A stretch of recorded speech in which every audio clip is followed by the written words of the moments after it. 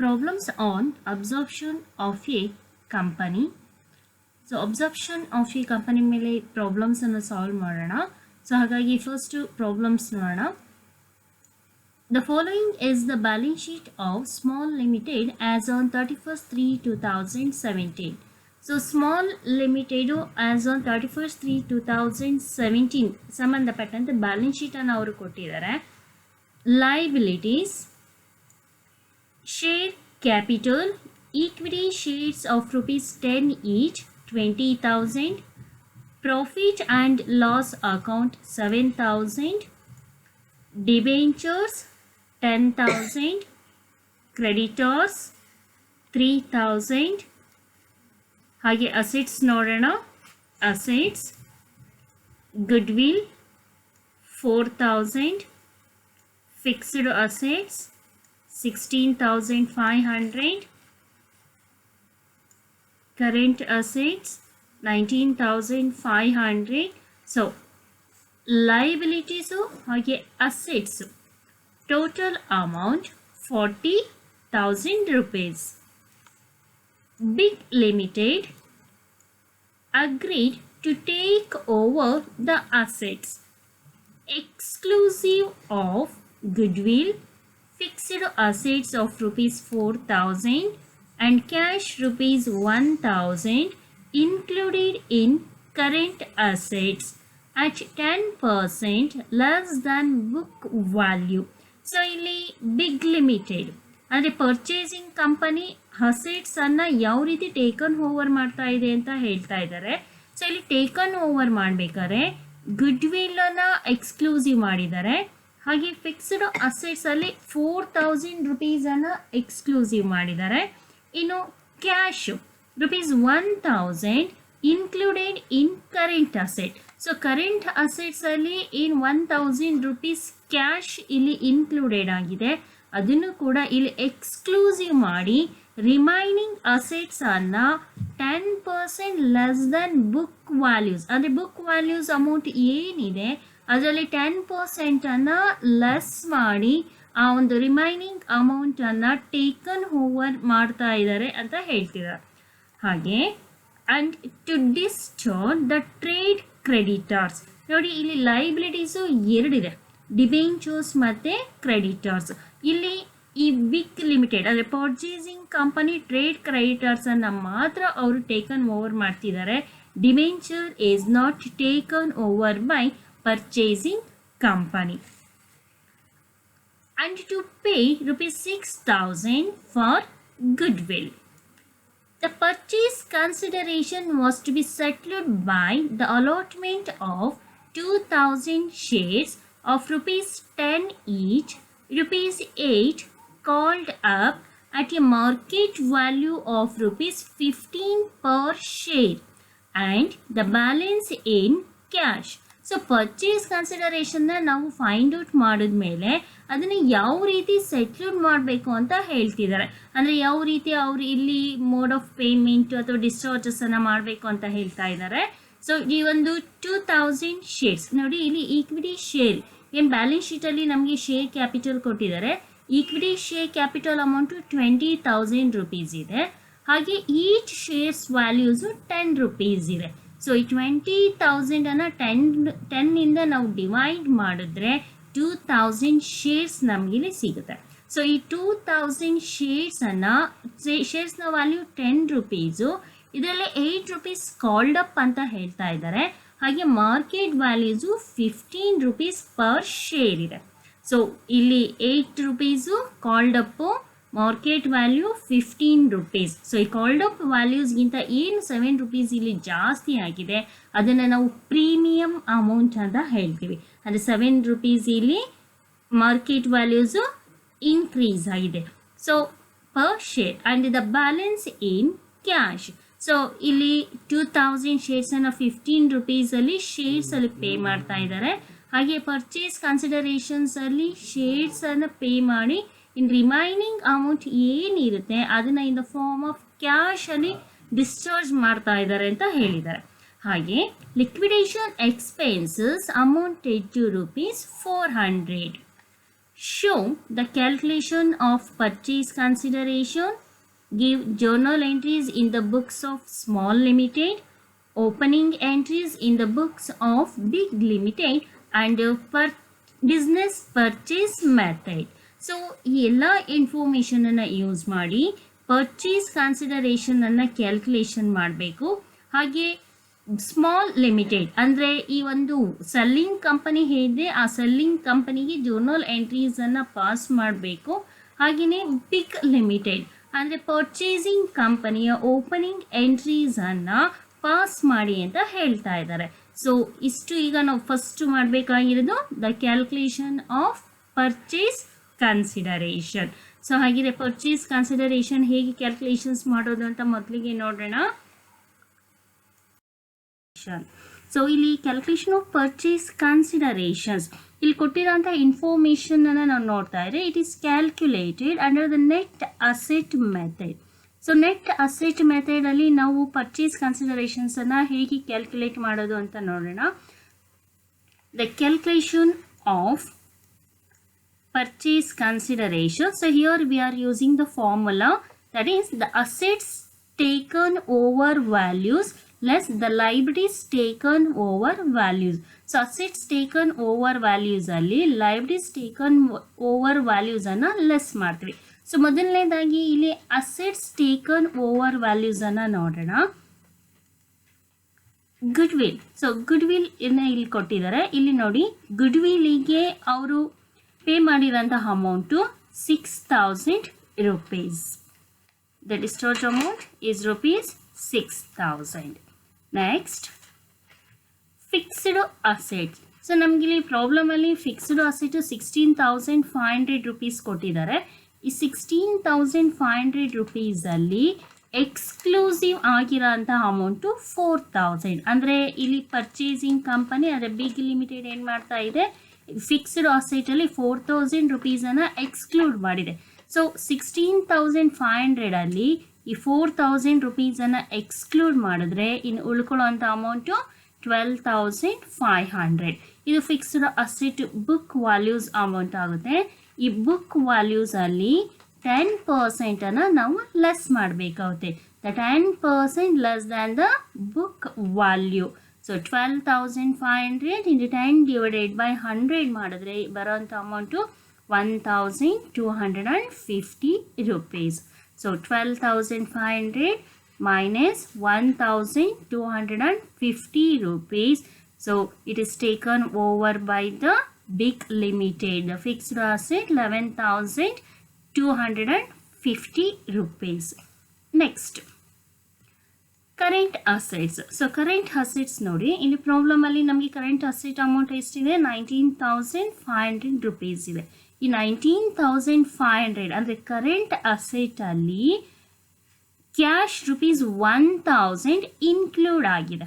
So ಈ 1,000 include ಆಗಿರೋಂಥ ಅಮೌಂಟನ್ನು ಎಕ್ಸ್ಕ್ಲೂಸಿವ್ ಅಂತ ಹೇಳ್ತಾ ಇದ್ದಾರೆ. ಸೊ 19,500 ಮೈನಸ್ 1,000 ಮಾಡಿದ್ರೆ ಸೊ ಕರೆಂಟ್ ಅಸೆಟ್ ವ್ಯಾಲ್ಯೂಸು 18,500 ಆಗುತ್ತೆ. ಸೊ ಈ 18,500ಗೆ ಕೂಡ ನಾವು 10% ಲೆಸ್ ಮಾಡಬೇಕಾಗುತ್ತೆ. ಸೊ 10% ನಾವು ಲೆಸ್ ಮಾಡಿದ್ರೆ ಅದೇ ಕ್ಯಾಲ್ಕುಲೇಷನ್ಸ್ ಮಾಡಿದ್ರೆ ಅಮೌಂಟ್ ಎಷ್ಟು ಬರುತ್ತೆ, 1,850.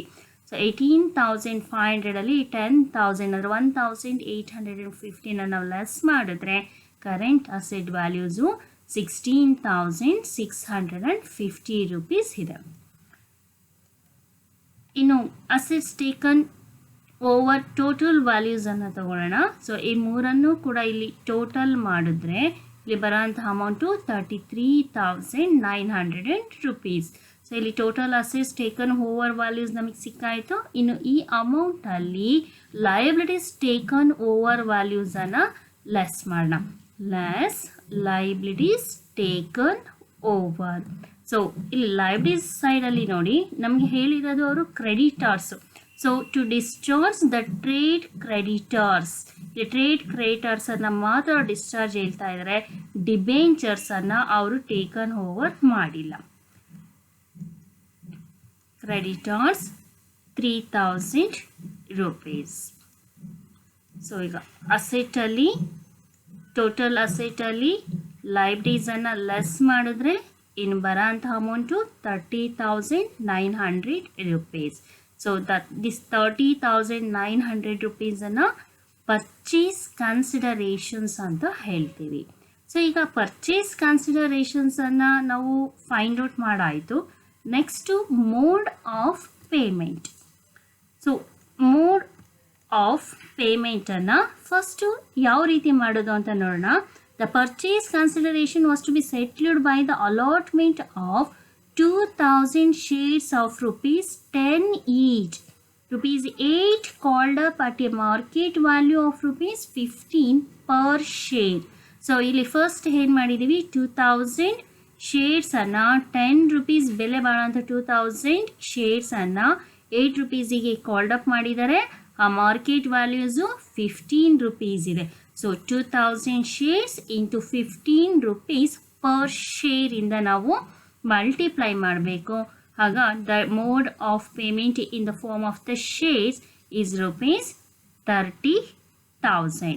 ಸೊ 30,000 ಆದಮೇಲೆ ಬ್ಯಾಲೆನ್ಸ್ಡ್ ಅಮೌಂಟನ್ನು ಕ್ಯಾಶ್ ಅಂತ ಹೇಳ್ತಾ ಇದ್ದಾರೆ. ಸೊ ಈಗ ನಾವು ಟೋಟಲ್ ಪರ್ಚೇಸ್ ಕನ್ಸಿಡರೇಷನ್ ಅಮೌಂಟಲ್ಲಿ ಈ ಶೇರ್ಸ್ ಅಮೌಂಟನ್ನು ಲೆಸ್ ಮಾಡಿದ್ರೆ ಕ್ಯಾಶ್ ಅಮೌಂಟ್ ಎಷ್ಟು ಅನ್ನೋದು ನಮಗಿಲ್ಲಿ ಗೊತ್ತಾಗುತ್ತೆ. So the total purchase consideration 30,900. 30,900 ಅಲ್ಲಿ ಶೇರ್ಸನ್ನು ಲೆಸ್ ಮಾಡೋಣ. The shares amount 30,000.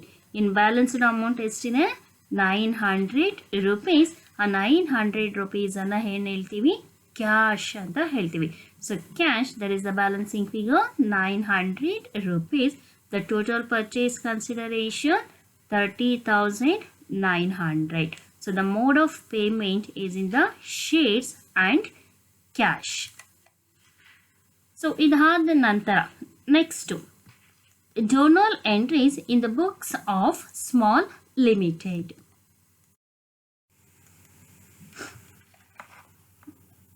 In the books of Small Limited, journal entries. The first journal entries is related to assets transferred. So ಈ assets transferred ಅಲ್ಲಿ ಏನು ಮಾಡ್ತೀವಿ, ಇಲ್ಲಿ ಈ ಒಂದು ಟ್ರಾನ್ಸಾಕ್ಷನ್ಸ್ ಮೇಲೆ ನಾವು ಬರೆಯುವಂಥ journal entries realisation account data to assets account, like the goodwill account to fixed assets account to current asset account. So ಇಲ್ಲಿ ಏನು ನಮಗೆ ಪ್ರಾಬ್ಲಮಲ್ಲಿ ಬ್ಯಾಲೆನ್ಸ್ ಶೀಟ್ ಕೊಟ್ಟಿದ್ದಾರೆ, ಆ ಒಂದು ಬುಕ್ ವ್ಯಾಲ್ಯೂಸನ್ನು ನಾವಿಲ್ಲಿ ಎಂಟ್ರಿ ಮಾಡ್ತೀವಿ. ಈ ಅಸೆಟ್ ಟೇಕನ್ ಓವರ್ ಆಗಿರಲಿ ಆಗ್ದಲೇ ಇರಲಿ. ಸೊ ಇಲ್ಲಿ ಕೊಟ್ಟಿರೋ ಅಂಥ ಬುಕ್ ವ್ಯಾಲ್ಯೂಸನ್ನು ನಾವಿಲ್ಲಿ ತೊಗೊತೀವಿ, ಎಕ್ಸೆಪ್ಟ್ ಕ್ಯಾಶನ್ನು ಬಿಟ್ಟು. ಕ್ಯಾಶ್ ಏನಾರು ಎಕ್ಸ್ಕ್ಲೂಸಿವ್ ಆಗಿದ್ರೆ ಅದನ್ನು ನಾವಿಲ್ಲಿ ತಗೊಳ್ಳೋದಿಲ್ಲ. ಅದೇ ಬೇರೆ ಯಾವುದೇ ಅಸೆಟ್ ಎಕ್ಸ್ಕ್ಲೂಸಿವ್ ಆಗಲಿ ಅಥವಾ ಎಕ್ಸ್ಕ್ಲೂಸಿವ್ ಆಗ್ದಲೇ ಇರಲಿ, ಆ ಒಂದು ಅಮೌಂಟನ್ನು ನಾವಿಲ್ಲಿ ಎಂಟ್ರಿ ಮಾಡ್ತೀವಿ, ಬುಕ್ ವ್ಯಾಲ್ಯೂಸ್. ಸೊ ನೋಡಿ, ಗುಡ್ವಿಲ್ 4,000 ಇದೆ. ಹಾಗೆ ಫಿಕ್ಸ್ಡ್ ಅಸೆಟ್ 16,500. ಕರೆಂಟ್ ಅಸೆಟ್ಸ್ 19,500 ಇದೆ. ಕ್ಯಾಶನ್ನು ಇಲ್ಲಿ ಎಕ್ಸ್ಕ್ಲೂಸಿವ್ ಆಗಿದೆ. ಸೊ 1,000 rupees ಏನು ಎಕ್ಸ್ಕ್ಲೂಸಿವ್ ಆಗಿದೆ ಅದನ್ನು ಲೆಸ್ ಮಾಡಿ ನಾವಿಲ್ಲಿ ತೊಗೊತೀವಿ. That is 18,000 rupees 500. So narration being assets transferred. So ಇಷ್ಟು ಅಮೌಂಟನ್ನು ಟೋಟಲ್ ಮಾಡಿದ್ರೆ ನಮಗೆ ಡೆಬಿಟ್ ಎಷ್ಟು ಬರುತ್ತೆ, 39,000. ಇನ್ನು ನೆಕ್ಸ್ಟ್ ನೋಡೋಣ. Second one, being liabilities transferred. The journal entry on this transaction: creditors account data, debentures account data to realisation account. So ಇಲ್ಲೂ ಕೂಡ ಏನು ಮಾಡ್ತೀವಿ, ಬುಕ್ ವ್ಯಾಲ್ಯೂಸ್ ಏನಿದೆ ಅಂದರೆ ಬ್ಯಾಲೆನ್ಸ್ ಶೀಟಲ್ಲಿ ಏನಿಲ್ಲಿ ಹೇಳಿದ್ದಾರೆ ಸ್ಮಾಲ್ ಲಿಮಿಟೆಡ್ ರಿಲೇಟೆಡು ಅದನ್ನೇ ನಾವಿಲ್ಲಿ ತಗೋಬೇಕಾಗುತ್ತೆ. ಕ್ರೆಡಿಟರ್ಸು 3,000 ಇದೆ, ಡಿಬೆಂಚರ್ಸು 10,000 ಇದೆ. So total realisation account is ₹13,000. Again, the journal entry is creditors account data, debentures account data to realization account. The narration is being liabilities transferred. In the next nodana, the journal entries on the purchase consideration due. Purchase considerations due ಇದೆ. So ನಾವಲ್ಲಿ purchase considerations ಅನ್ನು ನಾವಲ್ಲಿ calculations ಮಾಡಿದ್ದೀವಿ. So the journal entry is that is the purchasing company. So here the purchasing company is the big company ಇದೆ. So big company account data to realisation account. ಇಲ್ಲಿ purchasing consideration ಅಮೌಂಟನ್ನು ನಾವು entry ಮಾಡ್ತೀವಿ. The purchase consideration amount is rupees 30,900 rupees. And the next, the payment of realization expenses.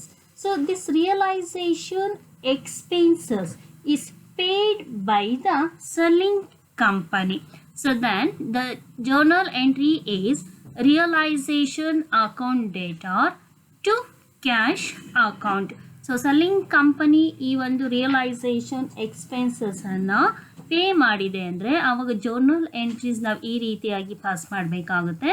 Realisation account data to cash account. So realisation expenses ಎಷ್ಟು ಅಂತ ನಮಗೆ ಇಲ್ಲಿ ಪ್ರಾಬ್ಲಮಲ್ಲಿ ಹೇಳಿದ್ದಾರೆ. That is the 400 rupees. Narration being payment of realization expenses.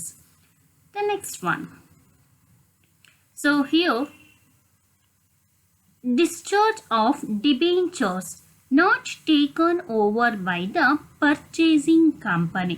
So ಇಲ್ಲಿ problem ಅಲ್ಲಿ ನೋಡಿ, ಇಲ್ಲಿ ಡಿಸ್ಚಾರ್ಜ್ ಓನ್ಲಿ ಲೈಬ್ರರೀಸ್ ಅಲ್ಲಿ ಕ್ರೆಡಿಟರ್ಸ್ ಅನ್ನ ಮಾತ್ರ ಇಲ್ಲಿ ಡಿಸ್ಚಾರ್ಜ್ ಮಾಡಿದ್ದಾರೆ.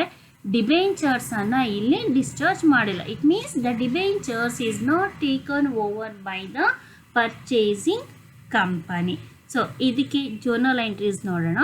Realization account data to cash account. When the liabilities or the debentures is not taken over by the purchasing company, the journal entry is the realization account data to cash account. That is 10,000 rupees.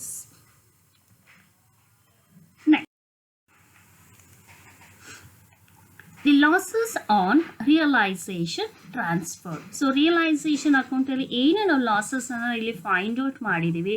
This losses is transfer to the equity shareholders account. So the journal entries for this losses on realisation equity shareholders account data to realisation account. So ಇಲ್ಲಿ 5,500 rupees realisation losses ಇದೆ. So ಈ realisation ಲಾಸಸನ್ನು ಹೇಗೆ calculations ಮಾಡಿದ್ದೀವಿ ಅನ್ನೋದನ್ನು ನೋಡೋಣ. The calculation of realisation losses. Realisation account ಇಲ್ಲಿ ನೋಡಿ, goodwill 4,000, fixed assets 16,500, current assets 18,500, ಹಾಗೆ cash debentures is not taken over, that is the 10,000 rupees. Cash realization expenses 400 rupees. So in the credit side, the creditors 3,000, debentures 10,000, ಹಾಗೆ purchase consideration amount ಅದನ್ನು big company ಅಂದರೆ purchasing company ನೇಮಲ್ಲಿ entry ಮಾಡಿದ್ದೀವಿ 30,900 rupees. So ಈ ಎಲ್ಲ ಒಂದು ಅಮೌಂಟಿಂದ ಇಲ್ಲಿರೋಂಥ ಎಲ್ಲ ಅಮೌಂಟನ್ನು ನಾವು ಲೆಸ್ ಮಾಡಿದಾಗ ಬರೋ ಅಂಥ losses amount 5,500 rupees. So total debit ಅಮೌಂಟಿಂದ ಕ್ರೆಡಿಟನ್ನು ನಾವು ಲೆಸ್ ಮಾಡಿದ್ರೆ ಬರೋ ಅಂಥ ಅಮೌಂಟು 5,500 rupees. ಸೊ ಇದನ್ನು ನಾವು ರಿಯಲೈಸೇಷನ್ ಲಾಸಸ್ ಅಂತ ಹೇಳ್ತೀವಿ. ಸೊ ಈ ರಿಯಲೈಸೇಷನ್ ಲಾಸಸನ್ನು ಈಕ್ವಿಟಿ ಶೇರ್ ಹೋಲ್ಡರ್ಸ್ ಅಕೌಂಟಿಗೆ ನಾವು ಟ್ರಾನ್ಸ್ಫರ್ ಮಾಡ್ತೀವಿ. So the journal entry is the equity shareholders account data to realisation account 5,500 rupees. And the next, transfer of share capital, profit and loss account, etc. So share capital profit and loss account ಅನ್ನು ಏನು ಮಾಡ್ತೀವಿ, share holders equity shareholders ಅಕೌಂಟಿಗೆ ನಾವಿಲ್ಲಿ transfer ಮಾಡ್ತೀವಿ. The journal entries for this transaction equity share capital account data, profit and loss account data to equity shareholders account. ನೋಡಿ ಇಲ್ಲಿ problem ಅಲ್ಲೇ ಹೇಳಿದ್ದಾರೆ share capital amount 20,000, profit and loss account 7,000. So ಇವೆರಡನ್ನು ಕೂಡ ಏನು ಮಾಡ್ತೀವಿ, ಈಕ್ವಿಟಿ ಶೇರ್ ಹೋಲ್ಡರ್ಸ್ ಅಕೌಂಟಿಗೆ ನಾವು ಟ್ರಾನ್ಸ್ಫರ್ ಮಾಡಬೇಕಾಗುತ್ತೆ. The total amount is the 27,000 rupees. And the next, purchase consideration received. So purchase consideration received ಅಂತ ಇದೆ.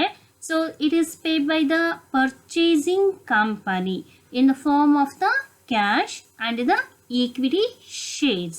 So purchase considerations received ಅನ್ನ ಇಲ್ಲಿ ಮಾಡ್ತಾ ಇದ್ದಾರೆ. ಪರ್ಚೇಸಿಂಗ್ ಕಂಪನಿ ಇದನ್ನ ಪೇ ಮಾಡ್ತಾ ಇದ್ದಾರೆ. So cash is the journal entries on this transaction. Cash account data, equity shares in big company account data to big company account. So big company ಅಂದರೆ purchasing company. So ನಾವು purchase considerations ಅಲ್ಲಿ ನೋಡ್ಬೋದು. So cash ಫಾರ್ಮಲ್ಲಿ pay ಮಾಡಿರೋದು 900 rupees. ಹಾಗೆ equity shares ಅಲ್ಲಿ pay ಮಾಡಿರೋದು 30,000 rupees. So total amount 30,900 rupees. And the next, the final payment made to equity shareholders. So equity shareholders ಗೆ final payment ಅನ್ನ ಇಲ್ಲಿ ಮಾಡ್ತಾ ಇದ್ದಾರೆ. The journal entries on this transaction, equity shareholders account data to equity shares in big company account. The amount 30,000 and 30,000. So ಇಷ್ಟು journal ಎಂಟ್ರೀಸನ್ನು in the books of the small limited ಅಂದರೆ selling company ಬುಕ್ಕಲ್ಲಿ ನಾವು ಇಷ್ಟು journal ಎಂಟ್ರೀಸನ್ನು pass ಮಾಡಿದ್ವಿ. ಇನ್ನು next ನೋಡೋಣ, opening entries in the books of the big limited ಅಂದರೆ ಪರ್ಚೇಸಿಂಗ್ ಲಿಮಿಟೆಡ್ ಅಕೌಂಟಲ್ಲಿ ಯಾವ ಒಂದು ಜರ್ನಲ್ ನಾವಿಲ್ಲಿ ಪಾಸ್ ಮಾಡ್ತೀವಿ ಅನ್ನೋದು. In the books of big limited journal entries, the first journal entry on purchase consideration due. So purchase consideration due ಈ ಒಂದು ಟ್ರಾನ್ಸಾಕ್ಷನ್ಸ್ಗೆ ನಾವು journal entries ಅನ್ನು ಪಾಸ್ ಮಾಡೋಣ. business purchase account data to liquidators of small limited account. So ಇಲ್ಲಿ ಅವರಿಗೆ ಕೊಡಬೇಕಾಗಿರೋಂಥ purchase considerations amount ಅಂದರೆ ನಾವು already ಇಲ್ಲಿ ಪರ್ಚೇಸ್ ಕನ್ಸಿಡರೇಷನ್ ಅಮೌಂಟನ್ನು ನಾವು ಕ್ಯಾಲ್ಕುಲೇಟ್ ಮಾಡಿದ್ದೀವಿ. ಅಂದರೆ 30,900 rupees ನಾವಿಲ್ಲಿ ಎಂಟ್ರಿ ಮಾಡಬೇಕಾಗುತ್ತೆ. So the journal entry, the first on the purchase consideration due is the business purchase account data to liquidators of small limited account. And the next, assets and liabilities taken over. So ಇಲ್ಲಿ ಏನು big limited ಅಂದರೆ purchasing company ಈ ಒಂದು selling ಕಂಪನಿಲಿ ಇರೋ ಅಂತಹ ಯಾವ ಒಂದು ಅಸೆಟ್ಸ್ ಆ್ಯಂಡ್ ಲಯಬಿಲಿಟೀಸನ್ನು ಟೇಕನ್ ಓವರ್ ಮಾಡಿದೆ ಅಂತ ನೋಡೋಣ. ಸೊ ಅದ್ರ ಮೇಲೆ ನಾವು ಜರ್ನಲ್ ಎಂಟ್ರೀಸನ್ನು ಪಾಸ್ ಮಾಡಬೇಕಾಗುತ್ತೆ. So the journal entries on this transaction is, it is related to assets. First, that is goodwill account data, fixed assets account data, current assets account data to creditors account to business purchase account. ಅಂದರೆ ಇಲ್ಲಿ ನಾವು ಏನು taken over ಮಾಡಿದ್ದಾರೆ ಆ ಒಂದು ವ್ಯಾಲ್ಯೂಸನ್ನು ನಾವಿಲ್ಲಿ entry ಮಾಡ್ತಾ ಬರಬೇಕಾಗುತ್ತೆ. ಸೊ ಗುಡ್ವಿಲ್ಲನ್ನು ಏನು ಮಾಡಿದ್ದಾರೆ, 6,000 rupeesಗೆ ಇಲ್ಲಿ ಪೇ ಮಾಡಿದ್ದಾರೆ. ಹಾಗೆ ಫಿಕ್ಸ್ಡ್ ಅಸೆಟ್ಸ್ ಏನು ಬುಕ್ ವ್ಯಾಲ್ಯೂಸ್ ಇದೆ ಆ ಬುಕ್ ವ್ಯಾಲ್ಯೂಸ್ಗಿಂತ 10% ಲೆಸ್ ಮಾಡಿದ್ದಾರೆ ಅಲ್ವಾ, ಆ ಒಂದು ಅಮೌಂಟನ್ನು ನಾವಿಲ್ಲಿ ಎಂಟ್ರಿ ಮಾಡ್ತಾ ಇದ್ದೀವಿ. ಹಾಗೆ ಕರೆಂಟ್ ಅಸೆಟ್ ಕೂಡ ಅಷ್ಟೇ, ಎಷ್ಟು ಬುಕ್ ವ್ಯಾಲ್ಯೂಸ್ ಇದೆ ಆ ಬುಕ್ ವ್ಯಾಲ್ಯೂಸಲ್ಲಿ 10% ಲೆಸ್ ಮಾಡಿ ತೊಗೊಂಡಿರೋಂಥ ವ್ಯಾಲ್ಯೂಸನ್ನು ಇಲ್ಲಿ ಎಂಟ್ರಿ ಮಾಡ್ತೀವಿ. ಹಾಗೆ ಕ್ರೆಡಿಟರ್ಸ್, ಲಯಬಿಲಿಟೀಸನ್ನು ಟೇಕನ್ ಓವರ್ ಮಾಡಿರೋ ಕ್ರೆಡಿಟರ್ಸನ್ನು ಇಲ್ಲಿ ಎಂಟ್ರಿ ಮಾಡ್ತಾ ಇದ್ದೀವಿ. That is the 3,000 rupees. ಇನ್ನು business purchase account, so purchase considerations ಅಮೌಂಟನ್ನು ನಾವಿಲ್ಲಿ ಎಂಟ್ರಿ ಮಾಡ್ತೀವಿ. So what are the assets and liabilities are taken over by the purchasing company, that is entered here. The goodwill account data 6,000, fixed assets account data 11,250, current assets account data 16,650 to creditors account 3000, to business purchase account 30,900. And the last one, so that is purchase consideration paid. So purchasing company, even selling company ಗೆ purchase considerations ಅನ್ನ ಹೇಗೆ pay ಮಾಡಿದೆ ಇಲ್ಲಿ. So the journal entries on this transaction: liquidators of small company account debtor to cash account to equity share capital account to security premium account. So ಈ total purchase consideration amount ಏನಿದೆ 30,900 ರುಪೀಸನ್ನು ಯಾವ್ಯಾವ ಮೋಡಲ್ಲಿ ಇದು discharge ಮಾಡಿದೆ ನೋಡೋಣ. So ಕ್ಯಾಶಲ್ಲಿದೆ, ಹಾಗೆ equity ಶೇರ್ಸಲ್ಲಿದೆ. So equity share capital ನಿಮಗೆ ಪ್ರಾಬ್ಲಮಲ್ಲಿ ನೋಡಿ 2000 shares of ₹10 each, ₹8 called up. So called up values ಇರೋದು 8 ರುಪೀಸಿಗೆ. ಸೊ ಇದನ್ನ ಈಕ್ವಿಟಿ ಶೇರ್ ಕ್ಯಾಪಿಟಲ್ ಅಕೌಂಟಿಗೆ ಎಂಟ್ರಿ ಮಾಡೋಣ. 2000 into 8 is the 16,000 rupees. So ಆದರೆ ಮಾರ್ಕೆಟ್ ವ್ಯಾಲ್ಯೂಸ್ ಇರೋದು 15 rupees. So called up 8 rupees, market value 15 rupees. So ಇಲ್ಲಿ ಕಾಲ್ಡ್ ಅಪ್ಗಿಂತ ಜಾಸ್ತಿ ಇರೋಂಥ value ಎಷ್ಟು? 7 rupees. ಏನು ಇದು ಜಾಸ್ತಿ ಅಮೌಂಟ್ ಅಂದರೆ ಎಕ್ಸ್ಟ್ರಾ ಅಮೌಂಟ್ ಇದೆ, ಇದನ್ನು ನಾವು ಸೆಕ್ಯೂರಿಟಿ ಪ್ರೀಮಿಯಮ್ ಅಂತ ಹೇಳ್ತೀವಿ. So the security premium is the 2000 into 7. So ಈಗ ಯಾವ್ಯಾವ ನೋಡಿ ಮತ್ತೆ ನೋಡೋಣ. Cash account 900, equity share capital 2000 into 8 rupees, 16,000 rupees. Security premium account 2000 shares into 7 is rupees 14,000. So that is in this all form the purchase consideration paid.